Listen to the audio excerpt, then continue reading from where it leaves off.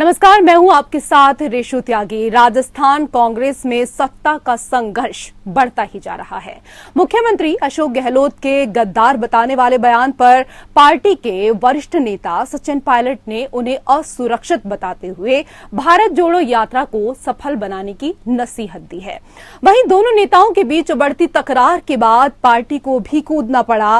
Media प्रभारी जयराम रमेश ने कहा कि दोनों के बीच मतभेद को सुलझा लिया जाएगा ताकि पार्टी मजबूत हो पाए। लेकिन गहलोत पायलट के टकराव का राजस्थान में भारत जोड़ो यात्रा पर असर पड़ने के अंदेशे से कांग्रेस आला कमान की फिक्र बढ़ गई है। नेतृत्व गुजरात चुनाव तक विवाद पर फैसला टालने की कोशिश में है।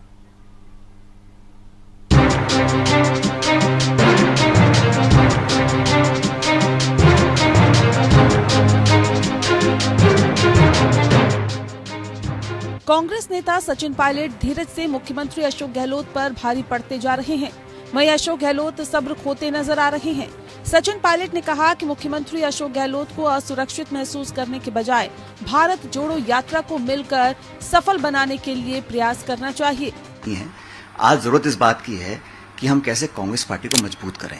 राहुल गांधी जी आज निकल रहे हैं भारत जोड़ो यात्रा को लेकर। आज मैं उनके साथ था मध्य प्रदेश में। अगले महीने यात्रा राजस्थान में आ रही है, तो हम सबको मिलकर उस यात्रा को कामयाब बनाना है, क्योंकि आज वो देश की जरूरत है। देश में आज भाजपा को कांग्रेस ही चुनौती दे सकती है। और अभी चुनाव गुजरात में चल रहे हैं, जहां के अशोक गहलोत जी प्रभारी हैं, इंचार्ज हैं। मुझे लगता है हमको सामूहिक प्रयत्न कर भाजपा को चुनौती देकर हराना चाहिए, जिन जिन राज्यों में उनकी सरकारें हैं। दरअसल दोनों के बीच सत्ता संघर्ष अब तेज हो गया है, जब भारत जोड़ो यात्रा को राजस्थान में सफल बनाने के लिए दिल्ली में AICC की बैठक में सचिन पायलट शामिल हुए। आलाकमान प्रदेश में नेतृत्व परिवर्तन कर पायलट को सरकार की बागडोर सौंपने के फैसले के सवाल पर अशोक गहलोत भड़क गए। उन्होंने कहा कि पायलट को मुख्यमंत्री बनाने का सवाल ही नहीं उठता।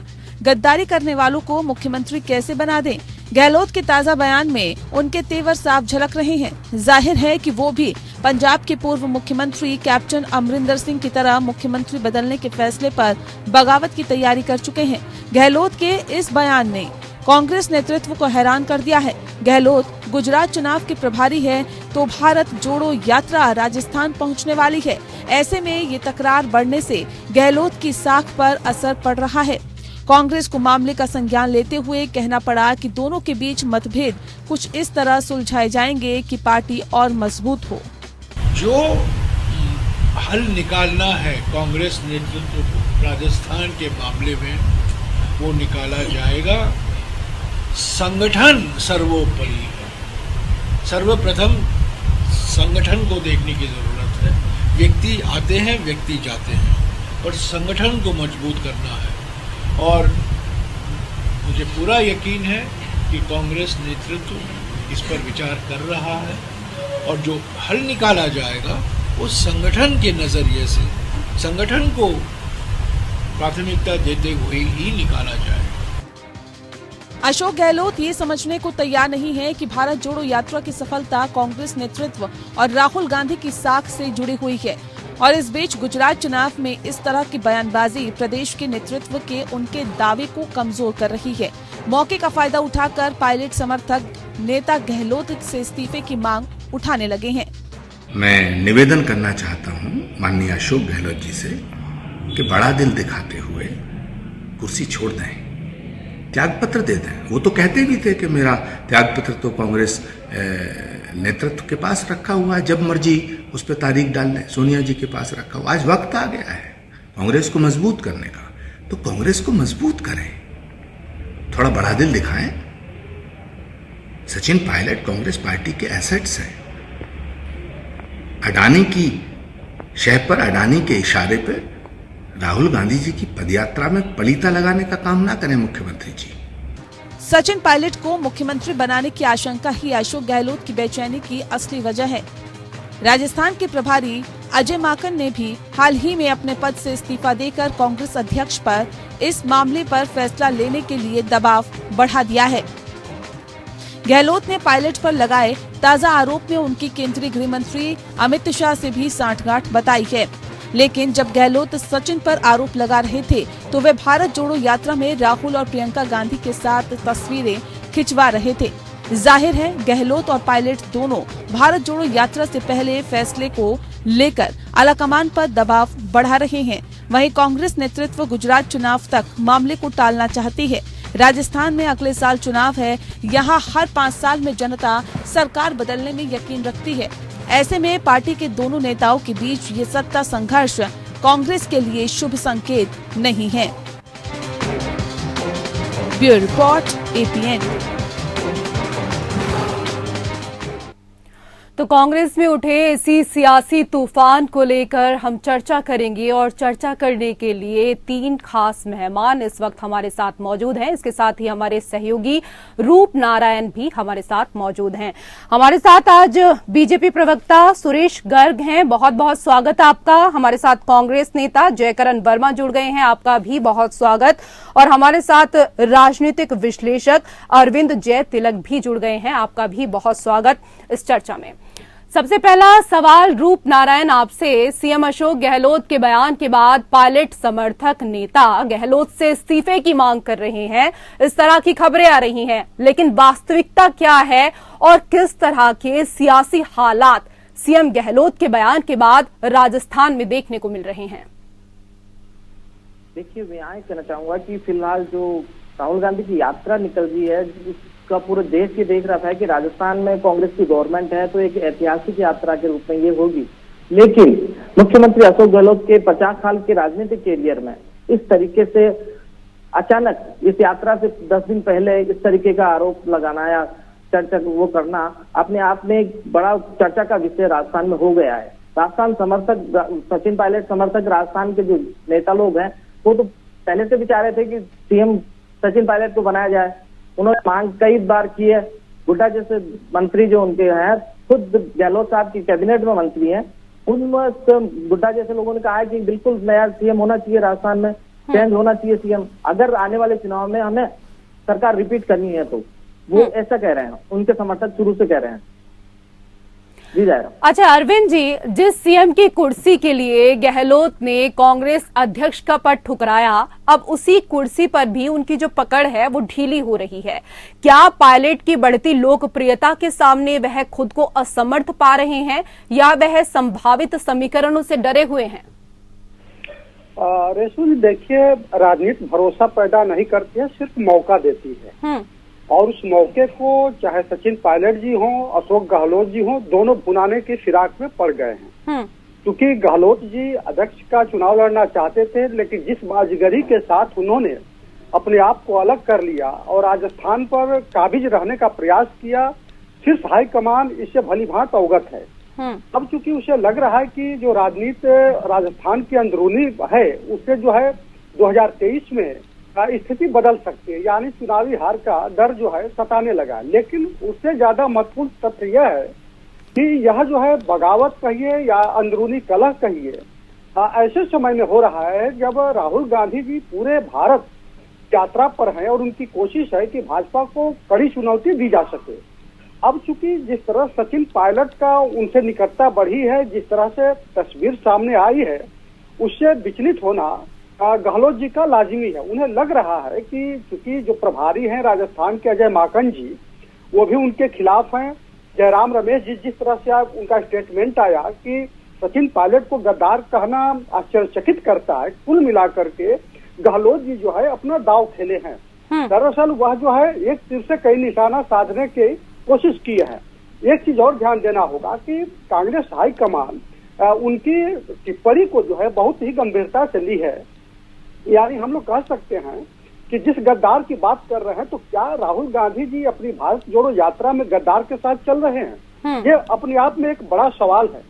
और अशोक गहलोत को लग रहा है कि उनकी पारी लगभग अब पूरी होती जा रही है, तो कोई ऐसा व्यक्ति जो है उनका उत्तराधिकारी बने जो कि सचिन पायलट खेमे का न हो, सचिन पायलट तो एकदम ही न हो। जिस तरह उन्होंने कहा है कि 10 भी विधायक उनके साथ नहीं है, तो इसका मतलब कि अशोक गहलोत जी, जिन्हें जादूगर भी कहा जाता है, बिल्कुल कोई बने तो उनके ही पसंद का हो, उनका ही चाहने वाला हो। जयकरण जी, राहुल गांधी भारत जोड़ रहे हैं, कांग्रेस कब जुड़ेगी?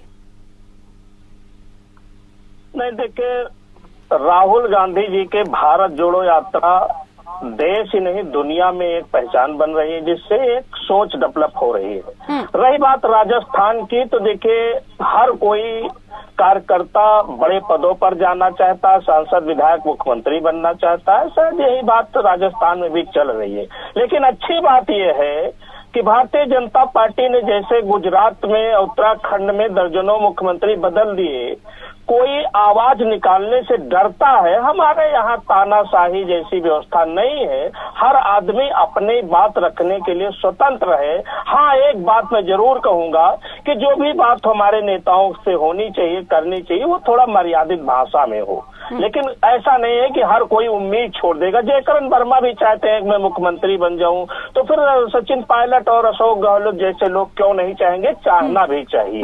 और ये हमारे पार्टी का अंदरूनी मामला, इतना बड़ा मामला नहीं है जितना भारतीय जनता पार्टी इसको लेकर उत्साहित है। भारतीय जनता पार्टी सोच रही है। भारतीय जनता पार्टी ने तो अभी कुछ कहा ही नहीं है, बीजेपी ने तो कुछ कहा ही नहीं है। अभी तो कांग्रेस के बीच इतना हंगामा मचा हुआ है। जयकरण जी, कांग्रेस पार्टी के बीच हंगामा है, तो यही तो होना चाहिए। आपका तो अपना ही स्टैंड क्लियर नहीं है अभी तक। कांग्रेस पार्टी का हंगामा ही पूरे देश में दिखना चाहिए, यही तो हम लोगों की चाहत है। जब देश में दिखेगी तो हमारी विचारधारा पुनः हमारे पूरे देश में लागू होगी। गुजरात में सरकार बनेगी, हिमाचल में सरकार यही विचारधारा है आपकी जो राजस्थान में दिखाई दे रही है। चलिए इसका जवाब ले लेती हूँ मैं। सुरेश गर्ग जी, यही विचारधारा है जिस प्रकार से गुजरात के पूर्व मुख्यमंत्री को उन्होंने किनारे करने का काम। सुरेश गर्ग जी, जयकरण जी को आपने सुना, उन्होंने कहा कि सबकी चाहत है, मुख्यमंत्री तो कोई भी बनना चाहता है, कल को मैं भी ये चाहत रख सकता हूँ। इसको लेकर सबसे पहले तो आपकी प्रतिक्रिया।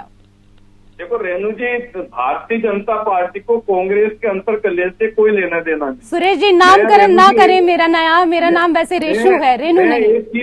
मैं रेणु जी, मैं एक चीज कहना चाह रहा हूँ कि पिछले 4 साल से राजस्थान के मुख्यमंत्री माननीय अशोक गहलोत जी अपनी कुर्सी बचाने में लगे हुए हैं। आप देखिए, पिछले 4 साल का कार्यकाल कभी बाड़ेबंदी में, कभी आला कमान की सेवा के अंदर चला गया। राजस्थान की जनता ठगी महसूस कर रही है। आज राजस्थान के साथ अन्याय हुआ है। इन्होंने वादा खिलाफी करके, वादे जो बड़ी बड़ी घोषणाएं करके राजस्थान के अंदर इन्होंने सरकार बनाई थी। इनके नेता आके बोल के गए थे कि 10 दिन की गिनती बोलोगे तब तक आप किसानों के कर्जा माफ हो जाएगा, बेरोजगारों को बेरोजगारी भत्ता मिल जाएगा, दिन में बिजली किसानों को मिल जाएगी। ये बड़े बड़े वादे करके गए थे। और आज क्या हश्र हो रहा है? आज 2 नेता आपस में भिड़ रहे हैं और राजस्थान की जनता पिस रही है। आज राजस्थान की जनता को नुकसान इतना भयंकर हो रहा है। एक तो कांग्रेस भ्रष्टाचार में पूरी लिप्त है।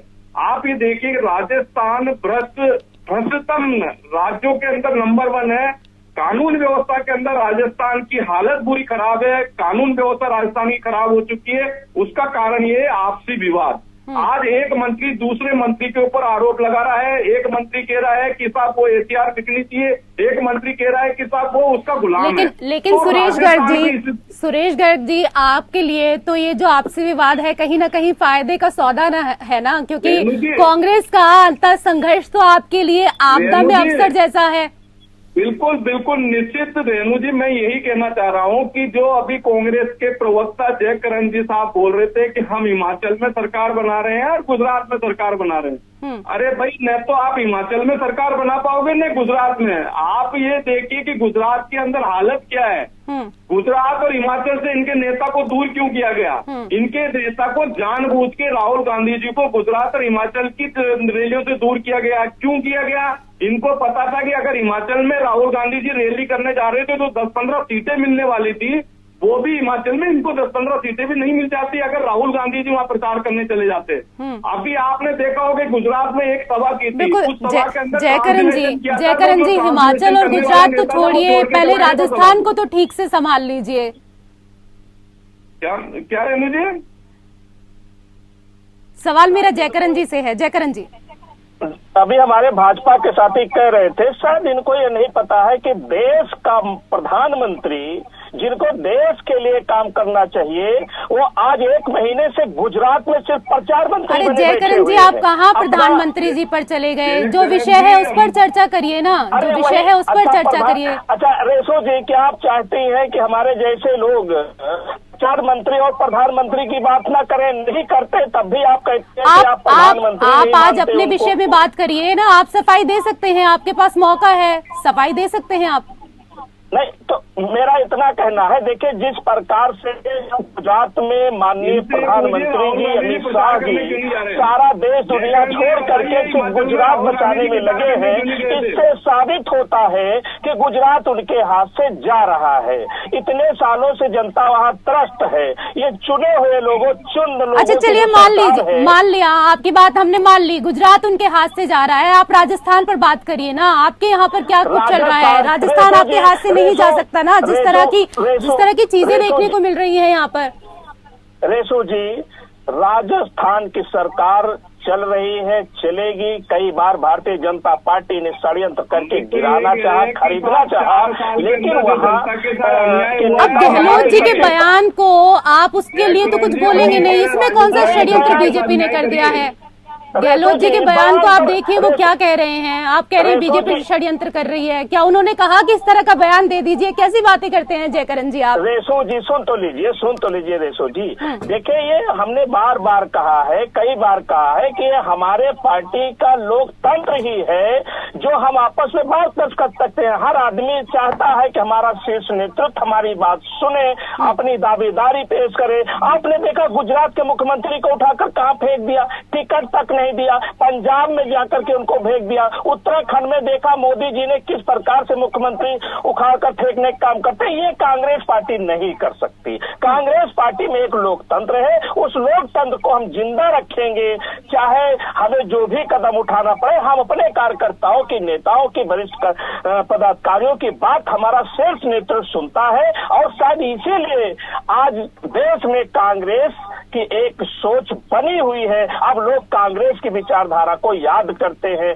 कि यहाँ शहनशाही, तानाशाही, हिटलरशाही नहीं, लोकतंत्र से, लोकतांत्रिक व्यवस्था से सरकार चलती है, देश चलता है, और हमारी पार्टी भी इसी विचारधारा के तहत चलती है। तो राजस्थान की जो घटना है ये हमारे घर का मामला है, हम समझ लेंगे। घर का मामला है तो घर तक रखिए ना, पड़ोसियों को क्यों मौका दे रहे हैं बोलने का? घर की बातें घर में ही रहे तो अच्छा रहता है ना जयकरण जी, कम से कम पड़ोसी कान लगा के ना सुने। घर में ही रेसो जी, लेकिन ठीक है कि हमारी सरकार आप मौका देंगे तो दूसरे लोग तो बोलेंगे ना, दूसरों को सुनने का मौका देंगे तो वो बोलेंगे। क्या कुछ कहना चाहेंगे? जिस तरीके से जयकरण जी कह रहे हैं सब कुछ ठीक चल रहा है, ये तो हमारे घर की बात है, कोई बात है ही नहीं जिसका लोग मुद्दा बनाए। रेणु जी, अभी तो ये कांग्रेस की एक फिल्म चल रही है कि गद्दार कौन है। अब ये समझ में नहीं आ रहा अब गद्दार कौन है, क्योंकि आपस में एक दूसरे पर आरोप लगा रहे हैं कि नकारा है, निकम्मा है, गद्दार है। अब ये समझ में नहीं आ रहा कि गद्दार कौन है। दोनों में से कोई तो गद्दार होगा। देख, कांग्रेस की नई फिल्म चालू हो गई कि गद्दार कौन है, गद्दार नाम। दूसरा मैं कह रहा हूँ कि आप ठीक है भाई कि आपकी आपसी लड़ाई है, लेकिन आपस की लड़ाई से राजस्थान की जनता क्यों परेशान हो रही है साहब? राजस्थान की जनता के काम क्यों नहीं हो रहे? आपने जो वादे किए वो क्यों नहीं पूरे हो रहे? आप मुझे बताइए कि आपके मुख्यमंत्री जी खुद जो शिक्षकों की बैठक के अंदर ये शिक्षकों से खुद से गिलवा रहे हैं कि शिक्षक के ट्रांसफर में पैसे लिए जाते हैं, शिक्षक के ट्रांसफर में रिश्वत ली जाती है। आपके मुख्यमंत्री जोधपुर से 10 किलोमीटर दूर जाते हैं, सड़कें इतनी खराब थी कि उनको हेलीकॉप्टर से जाना पड़ रहा है। आप ये देखिए, आज ही मैंने एक पेपर में देखा कि अडानी जी को, ये रेणु जी, अडानी जी को इनके नेता पानी पी पी के गाली बकते हैं कि केवल अडानी और अंबानी के लिए मोदी और अमित शाह जी काम करते हैं, देश में काम करते हैं। अडानी जी को इन्होंने 4,811 करोड़ रुपए का ब्याज हर्जाने के रूप में दिए इन्होंने। तो इनकी लापरवाही वहां जाहिर होती है कि इन्होंने 4,811 करोड़ रुपए कैसे दिए, 1,375 करोड़ रुपए और देने जा रहे हैं ये। तो कहीं न कहीं भ्रष्टाचार में ये लोग लिप्त हैं। आप ये देखिए, रमेश मीणा जी एक कलेक्टर को सभा में से बाहर निकालने के लिए बोल देते हैं। कलेक्टर क्या इमरजेंसी का फोन नहीं उठा सकता क्या? चलिए सुरेश जी बात करने के लिए तो बहुत सारी बातें हैं राजस्थान को लेकर। जो ताजा विषय है उसी पर हम चर्चा करें तो ज्यादा बेहतर होगा। राजस्थान की जनता ने क्या गलती की है मुझे बताइए। चलिए अरविंद जी भी हमारे साथ हैं। अरविंद जी, गहलोत खुद को गांधी परिवार का करीबी मानते हैं, वो परिवार के प्रशंसा में कोई कोर कसर नहीं छोड़ते हैं, लेकिन फैसले अपने मन से लेते हैं, अपना कंफर्ट देखकर वो लेते हैं। क्या वह अपने ही बनाए राजनीतिक द्वंद में फंस जाएंगे? देखिए रेशू जी, एक कहावत है कि मौलवी का काम निकाह कराना होता है, दुल्हन पर कब्जा करना नहीं होता है। अब 1998 में जब इनको मुख्यमंत्री बनाया गया पहली बार, तो ये विधायक भी नहीं थे। एक लाइन का सिंगल जो फार्मूला प्रस्ताव था कांग्रेस का, उसके जरिए बनाए गए। उस समय परशुराम मदेरणा बहुत बड़े जाट नेता थे, उन्हीं के नेतृत्व में कांग्रेस चुनाव लड़ी थी। भैरव सिंह शेखावत सरकार को हटा करके उन्होंने जीत दिलाई कांग्रेस को, लेकिन बेचारे को मुख्यमंत्री नहीं बनाया गया और जो है विधानसभा अध्यक्ष बना करके छोड़ दिया गया।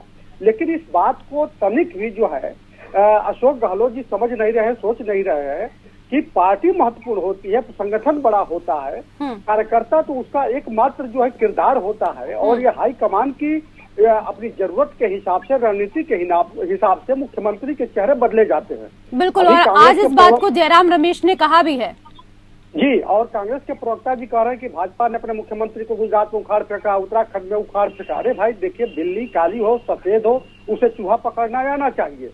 देखिए, हटाने के बावजूद भी भाजपा वहां लगातार चुनाव जीती। तो कुछ इस तरह के प्रयोग किए जाते हैं राजनीति में। लोकतंत्र में ठीक है, अभिव्यक्ति बहुत जरूरी है, लेकिन जब वो अभिव्यक्ति पार्टी के लिए नुकसान पहुंचाने लगती है, तो मेरा मानना है कि कोई भी राजनीतिक दल का शीर्ष हाईकमान इसे बर्दाश्त नहीं करेगा। और देखिए, 29 नवंबर को केसी वेणुगोपाल जो है राजस्थान जयपुर पहुंच रहे हैं, और मेरा मानना है कि वो राहुल गांधी का संदेश लेकर के जाएंगे और दो टूक उनसे कहेंगे। लेकिन सवाल इतने भर नहीं है। अगर जिस तरह डू और डाई के रूप में गहलोत जी अपने अभिव्यक्ति को जाहिर कर रहे हैं, तो साफ जाहिर होता है कि या तो हम खेलेंगे, नहीं तो किसी को खेलने नहीं देंगे। यानी अभी देखिए, अजय माकन जी ने लेटर लिखा कि जो लोग जो है विधायक दल का विरोध किए थे उस सितंबर महीने में, उनके ऊपर जो कार्रवाई नहीं हुई, मल्लिकार्जुन खड़गे साहब को लिखे हैं। इसका मतलब वो लेटर लिखे तो कहीं ना कहीं जो है सिर्फ हाईकमान का जो है इशारा मिला है, तब वो लेटर लिखे हैं। यानी एक पटकथा जो है तैयार की जा रही है कि किस तरह गहलोत साहब को हटाया जाए। लेकिन गहलोत साहब भी 2 कदम आगे बढ़ करके, जिस पर इंटरव्यू में गद्दार कहा है और बातें जो किसी भी राजनीतिक दल के लिए, संगठन के लिए अप्रिय हो सकती है, उसे लाजिमी है कि गहलोत भी जो है पूरी लड़ाई लड़ने को तैयार। यानी अगर वो नहीं रहेंगे तो मान के चलिए कि वह विधानसभा को भंग करा सकते हैं, क्योंकि 90 विधायकों के इस्तीफे सीपी जोशी विधानसभा अध्यक्ष के पास पड़े हुए हैं। तो इससे इनकार नहीं किया जा सकता है। रेशू जी, कहा जाता है कि पानी को उबलने के लिए 100 डिग्री टेम्परेचर का इंतजार करना पड़ता है। आप 29 तारीख तक देखिए, कुछ न कुछ बड़ा हो सकता है। जी बिल्कुल, पटकथा लिखी जा रही है। रूप नारायण, किस तरह की तस्वीरें इस दौरान वहां पर आपको सियासत की देखने को मिल रही हैं? क्योंकि अगर हम बात करें तो आचार्य प्रमोद कृष्णन ने भी इस दौरान कहा कि गहलोत जी को बड़ा दिल दिखाना चाहिए, उनको अब कुर्सी छोड़ देनी चाहिए। तमाम जो प्रतिक्रियाएं हैं इस दौरान वो भी शुरू हो गई हैं। क्या कुछ कहना है इस दौरान गहलोत गुट की तरफ से और पायलट गुट दोनों की तरफ से? क्या कुछ की प्रतिक्रियाएं इस दौरान सामने आ रही हैं? तो देखने वाली बात यह है कि अशोक गहलोत जो अब तक उनके एमएलए और विधायक और मंत्री जो थे, वो सचिन पायलट को निशाने पे लिए बैठे। पहली बार खुलकर अशोक गहलोत खुद सामने आए हैं। तो कहीं ना कहीं जय तिलक जी की बात से मैं सहमत हूँ कि कहीं ना कहीं उनको ये अंदेशा हुआ है कि हाई कमान कुछ न कुछ निश्चित रूप से करने वाला है। वो अपने सारे पैतरे आजमा रहे हैं। अशोक गहलोत को जादूगर इसलिए कहा जाता है कि वो जादूगर आदमी है। इसको लेकर अशोक गहलोत ने अपनी तैयारियां शुरू कर दी, और यात्रा को देखते हुए, भारत जोड़ो यात्रा को 10 दिन बचे हैं, लेकिन उससे जस्ट पहले उन्होंने उस चीज की भी परवाह नहीं की कि राहुल गांधी की यात्रा यहाँ आ रही है और राजस्थान की गवर्नमेंट यहाँ बनी हुई है। उस पर ऐतिहासिक यात्रा के लिए वो काम करने वाले थे, पर वो उसको छोड़कर अचानक ये बयान देना कि सचिन पायलट गद्दार है और उसको सीएम नहीं बना सकते। सीएम बनाने वाली बात तो अभी राजस्थान में तो कहीं चर्चा में है ही नहीं। अभी तो राजस्थान के सारे लीडर्स जो हैं वो राहुल गांधी की यात्रा पे लगे हुए थे। अचानक सीएम का इस तरीके से ये प्रहार करना सचिन पायलट पे और हाईकमान को सीधे आंख दिखाना। जैसे जय तिलक जी ने कहा कि 90 विधायकों के इस्तीफे यहाँ उसके स्पीकर के पास पड़े हुए हैं। निश्चित रूप से वो आखिरी और अंतिम हथियार होगा अगर गहलोत साहब की कुर्सी को छेड़ा जाता है तो। हाईकमान को सीधे सीधे मेरे हिसाब से ये चुनौती है। जयकरण जी, गहलोत जी ने जो आक्रामक रुख सचिन पायलट को लेकर अपनाया है, उससे तो यही लगता है कि प्रतिस्पर्धा से बाहर अब पद और प्रतिष्ठा की लड़ाई में आ गए हैं।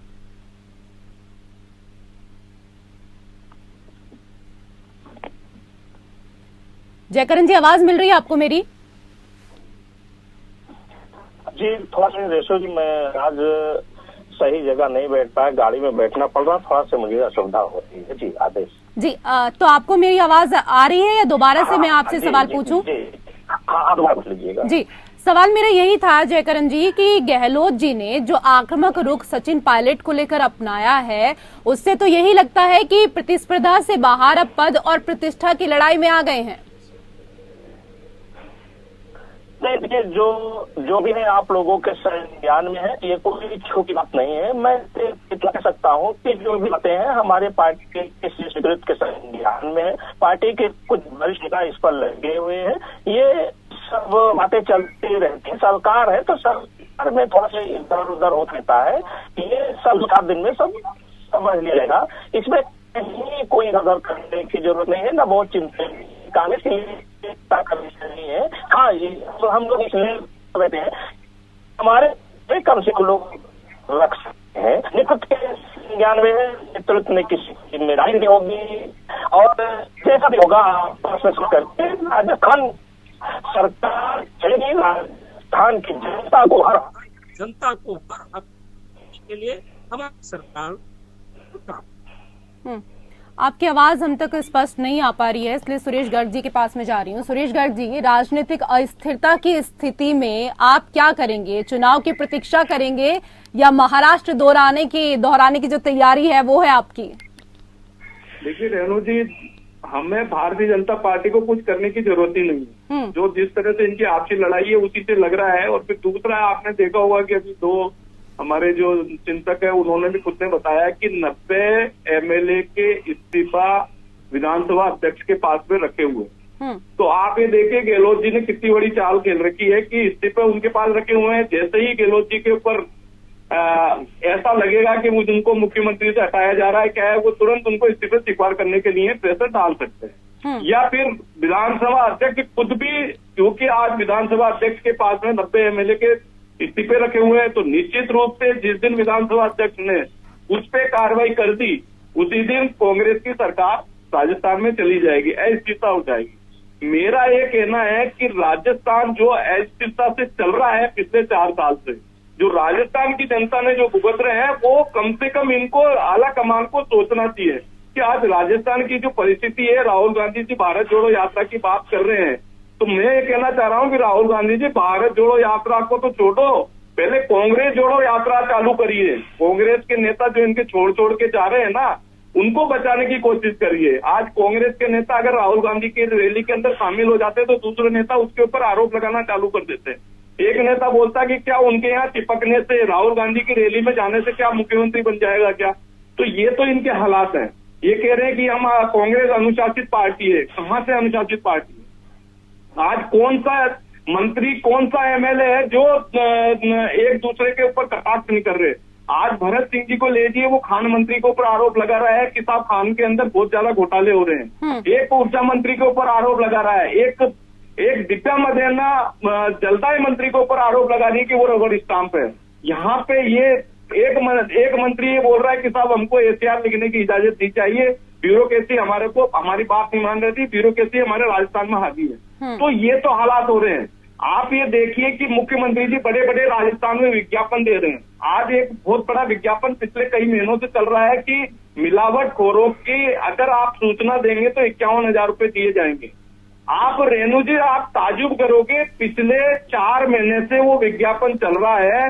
उस विज्ञापन पे करोड़ों रुपए खर्च हो गए, लेकिन उस 4 महीने के अंदर 3 महीने में इनसे कांग्रेस के प्रवक्ता बैठे हुए, इनसे पूछ लीजिए कितनी की कार्रवाई है। कोई भी कार्रवाई नहीं हुई है। धड़ल्ले से या राजस्थान में मिलावट का काम चल रहा है, दूध मिलावट में मिल रहा है, पनीर मिलावट में मिल रहा है, मिठाइयां मिलावट में मिल रही है। मतलब आटा दाल चीनी जो भी चीज है वो सब चीजें मिलावट में मिल रही है। बड़े बड़े विज्ञापन दे रहे कि सब हम 51,000 रुपए का इनाम देंगे, कोई भी तैयार है भाई, तब जनता को पता है, आप खुद देख रहे हो कि मिलावट मिल रही है, इसके बावजूद कार्रवाई क्यों नहीं कर रहे? तो ये तो राजस्थान की हालत है, तो जनता बहुत ज्यादा परेशान है। चलिए, राजस्थान के हालात क्या कुछ है ये तो पूरा देश देख रहा है। जयकरण जी, जिस तरीके से बयान दिया है अशोक गहलोत जी ने, अब इसकी भरपाई किस तरीके से कर पाएंगे? नहीं, देखिए, भरपाई की जो गहलोत साहब का बयान है या सचिन पायलट जी का जो बयान है और कांग्रेस पार्टी की जो सोच है, ये कहीं बहुत इधर उधर नहीं है।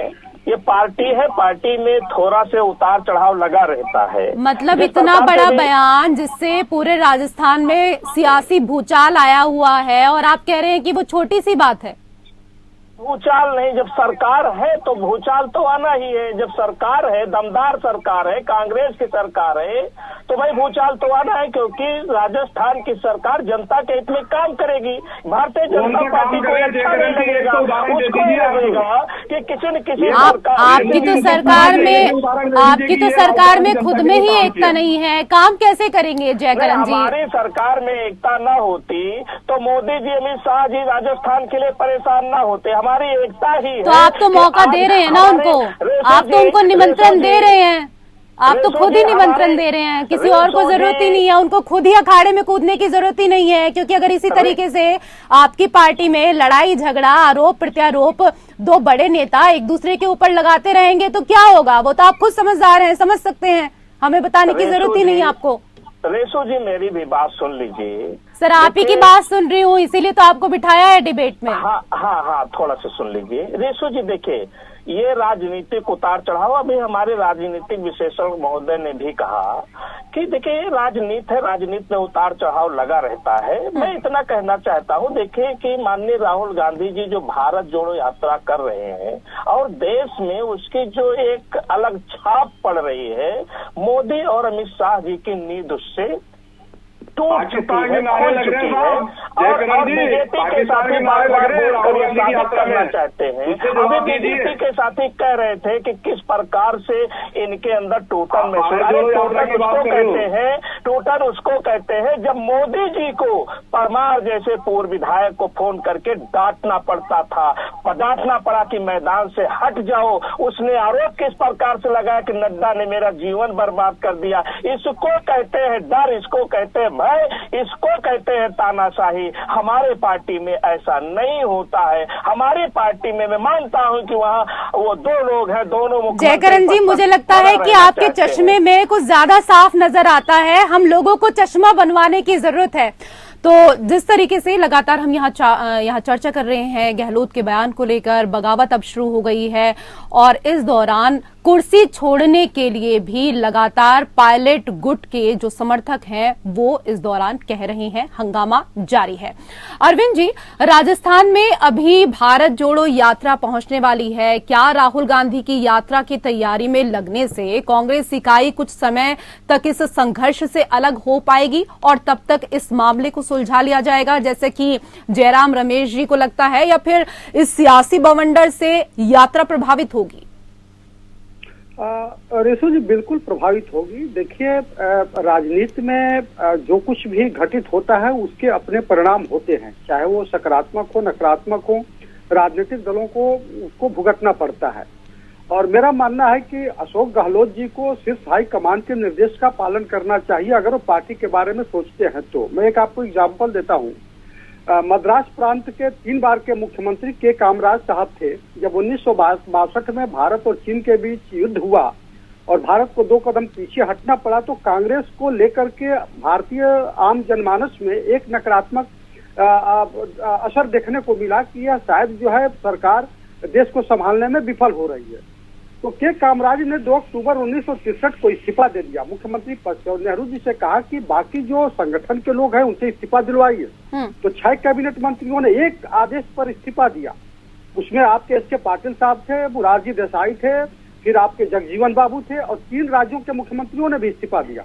यूपी के चंद्रभानु गुप्त थे, उड़ीसा के बिजू पटनायक थे और मध्य प्रदेश के मंडलोई साहब थे। एक इशारे पर, क्योंकि वो लोग पार्टी के प्रति वफादार थे, लेकिन आज जिस तरह से जो जिनको कमान दी जा रही है वो अपने आप को वो उसका जो है मालिक समझ बैठते हैं, वो सेवक नहीं समझते हैं। तो आज की तारीख में जिस तरह गहलोत साहब अपना व्यवहार दिखा रहे हैं वो किसी भी लिहाज से जो है कांग्रेस पार्टी के लिए शुभ नहीं कहा जा सकता। बेशक जो राहुल गांधी जी भारत जोड़ो यात्रा पर निकले हैं, अच्छा उनको एक रिस्पांस भी मिल रहा है, वोट में बदलेगा नहीं बदलेगा मैं इस बहस में नहीं जाना चाहता हूँ, लेकिन निसंदेह जो है कांग्रेस के लिए नुकसानदायक होगा। वो कहा जाता है ना कि कोई काम आदमी अच्छा करे और दूसरा आकर के थोड़ा सा उस पर पानी फेर दे तो सब कुछ सर्वनाश हो जाता है। तो इसका मूल कारण यह है कि जब शीर्ष नेतृत्व कमजोर पड़ता है तो जो क्षेत्रीय छत्रप होते हैं वह जो है कहीं ना कहीं सिर उठाना शुरू कर देते हैं। उत्तर प्रदेश में जब हेमवती नंदन बहुगुणा जी मुख्यमंत्री थे और इंदिरा जी प्रधानमंत्री थी तो उन्होंने देखा कि यूपी में कांग्रेस की स्थिति कमजोर है तो उन्होंने बुलाया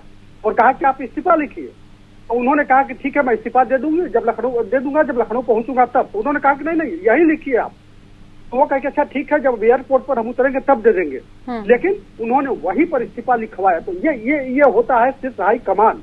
तो शायद ये आज भारतीय जनता पार्टी में ये है और कांग्रेस में नहीं। और मेरा मानना है कि कोई भी राजनीतिक दल जब तक अनुशासित नहीं रहेगा तब तक जो पार्टी अपना राजनीतिक विस्तार नहीं करती। अगर कांग्रेस को अगर कहीं नुकसान उठाना पड़ रहा है, देखिए 2014 के बाद तो 3 राज्यों में सिमट करके रह गई है, जो कि 1 दर्जन राज्यों में उसकी सरकार हुआ करती थी। तो कहीं ना कहीं शीर्ष नेतृत्व बिल्कुल अनुशासन की कहीं ना कहीं कमी है, नेतृत्व की कहीं ना कहीं कमी है। रूपनारायण, राजस्थान में अगले साल चुनाव होने हैं, ऐसे में पार्टी के दोनों नेताओं के बीच ये सत्ता संघर्ष कह सकते हैं कि कांग्रेस के लिए शुभ संकेत नहीं है।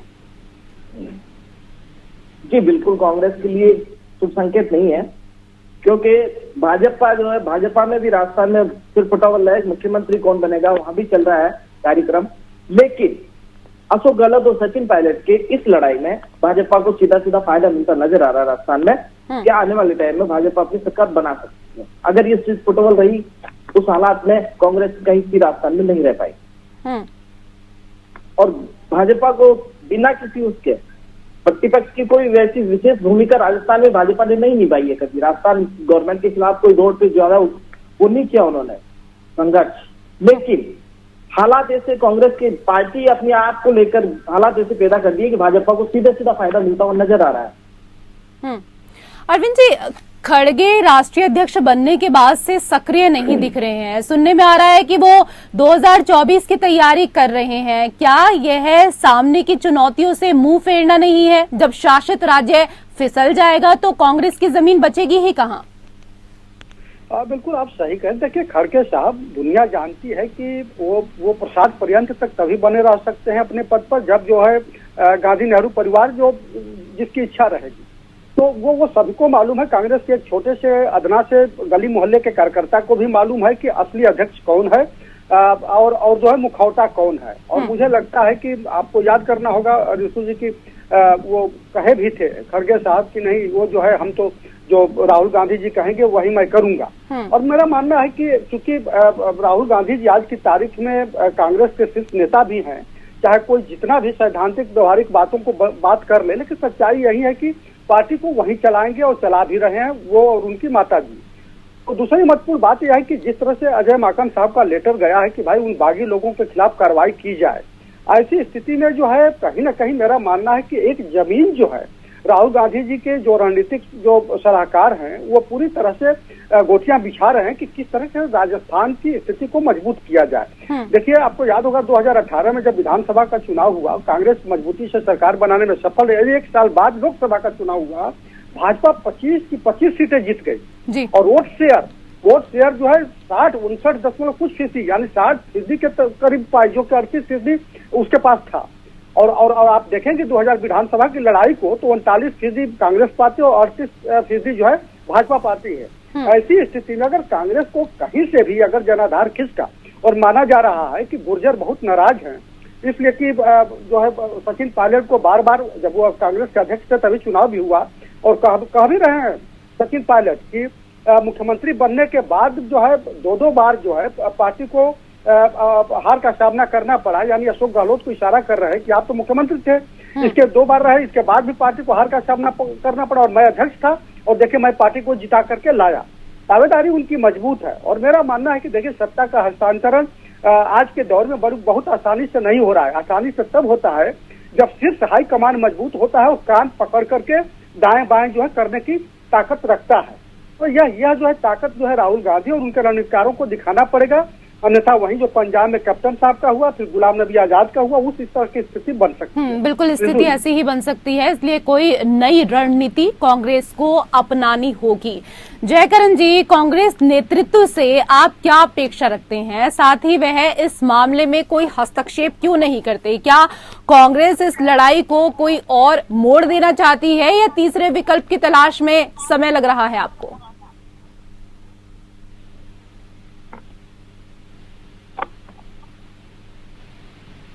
जयकरण जी, आवाज मिल रही है आपको मेरी? ऋषि जी, थोड़ा से मैं दिक्कत महसूस कर रहा हूँ आप लोगों से बात करने में। मुझे थोड़ा सा असहज महसूस हो रहा। आपकी बात मैं जहाँ हूँ शायद मैं ठीक से सुन नहीं पा रहा हूँ। मैं अपना सवाल एक बार फिर से दोहरा देती हूँ। जयकरण जी, कांग्रेस नेतृत्व से आप क्या अपेक्षा रखते हैं, साथ ही वह इस मामले में कोई हस्तक्षेप क्यों नहीं करते हैं? नहीं, देखिए ऋषु जी, अरविंद जी ने जो कहा, इनकी बातों का समर्थन करते हुए हमारी पार्टी भी यही चाहती है और 2-4 दिन में आपको दोनों नेता दोनों एक साथ दिखेंगे, सामंजस्य दिखेगा। ये अरविंद सिंह की जो बात है ये सत्य है कि ये होना चाहिए और हो भी रहा है। ठीक है, कोई बात उठी है तो उसके पर समाधान किया जाएगा और हमारी पार्टी का बराबर उस पर निगाह है। 2-4 दिन में ऋषु जी मैं बड़ी जिम्मेदारी के साथ कह सकता हूँ ये सारे मामले शांत होंगे और दोनों नेता। आप तो जयकरण जी 2-4 दिन की बात कर रहे हैं, हम तो पिछले 1 साल से यही स्थिति देख रहे हैं ना राजस्थान के भीतर। पिछले 1 साल से तो यही हो रहा है। आप कह रहे हैं साथ में अगर खड़े भी हो जाएं लेकिन दिल ना मिले, मन ना मिले तो क्या फायदा है? देखिए, ये बड़े नेता है, दोनों बहुत बड़े नेता है। दोनों नेता ऐसे हैं ये जिनका देश में नाम है, तो इसलिए दोनों को कहीं से कमजोर नहीं साबित किया जा सकता। तो बड़े नेता है तो आपको नहीं लगता कि बड़े नेता, उनके तो हर एक शब्द का महत्व होता है, उनको बहुत सोच विचार कर अपनी बात को रखना चाहिए। पार्टी को कितना नुकसान हो सकता है, कैसे डैमेज कंट्रोल करेंगे आप?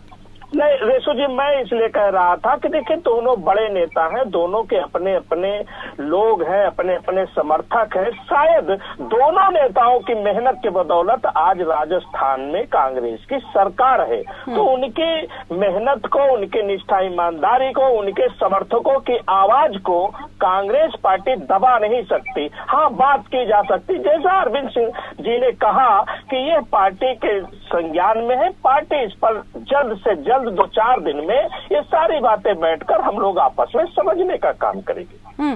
सुरेश गर्ग जी, जयकरण जी कह रहे हैं सब कुछ ठीक हो जाएगा, सिर्फ 3-4 दिन का समय चाहिए। आपको लगता है कि 1 साल से जो स्थिति राजस्थान के भीतर बनी हुई है वो 3-4 दिन के भीतर सब ठीक हो जाएंगी इतने अच्छे से? रेशु जी, ये 1 साल की बात नहीं है, पिछले 4 साल की कहानी है।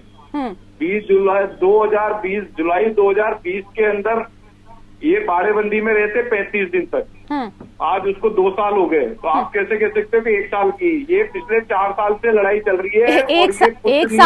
एक साल से तो ये संघर्ष एकदम सामने उभर कर आ रहा है ना, उसको तो झुटलाया नहीं जा सकता, इसलिए मैंने कहा। मैं कह रहा हूँ कि आला कमान, कोई कांग्रेस का आला कमान नहीं है, ताला कमान हो चुका है। कांग्रेस ताला कमान हो चुकी है। आज ये देखिए राजस्थान में इतनी बड़ी घटना हो रही है, आपस में नकारा निकम्मा बोला जा रहा है, इसके बारे में आला कमान फैसले लेने के लिए काबिल नहीं है। आप ये देखिए कि आला कमान फैसला नहीं ले पा रहा, इससे ज्यादा भय और आला कमान में क्या हो सकता है? आज मुख्यमंत्री अशोक गहलोत जी आला कमान को डेगा दिखा रहे हैं, आज आला कमान को डेगा दिखा रहे नहीं, हिम्मत नहीं है कि उसको मुख्यमंत्री को हटा दें। जब आप मुख्यमंत्री किसी नेता के ऊपर इतना बड़ा आरोप लगा रहे हैं, अजय माकन जी को अपमानित किया गया, अजय माकन जी खुद कह रहे हैं कि मुझे अपमानित किया गया, इसके बावजूद क्या है? इन्होंने इनके 3 जो मंत्री हैं उन्होंने कितनी बड़ी घटना की है, इसके बावजूद उन तीनों मंत्रियों के ऊपर कोई कार्रवाई नहीं हो रही है, तो इससे ये साबित हो रहा है कि आला कमान में इतनी हिम्मत नहीं है कि मुख्यमंत्री के ऊपर अरे उस संघ परिवार से आप लोग सीख लीजिए। करण जी सुनिए, मैं ये कहना चाह रहा हूँ कि चलिए आला कमान इतने दिन से राजस्थान की जनता को क्यों ठगा महसूस कर रही है? उसकी उपज हो, रेशु जी इनसे पूछिए राजस्थान की जनता क्यों ठगा महसूस कर रही है? आज राजस्थान की जनता ने क्या किया है? राजस्थान की जनता के साथ अन्याय क्यों हो रहा है? राजस्थान की जनता का काम क्यों नहीं हो रहा है? भ्रष्टाचार में इतने लिप्त हो रहे हैं कि आए दिन भ्रष्टाचारी पकड़े जा रहे हैं, लेकिन उनको कोई कार्रवाई के लिए परमिशन नहीं दे रही सरकार। तो ये इससे साबित होता है कि ये आपस में लड़ते रहेंगे और जनता पिसती रहेगी, जनता का नुकसान हो रहा है।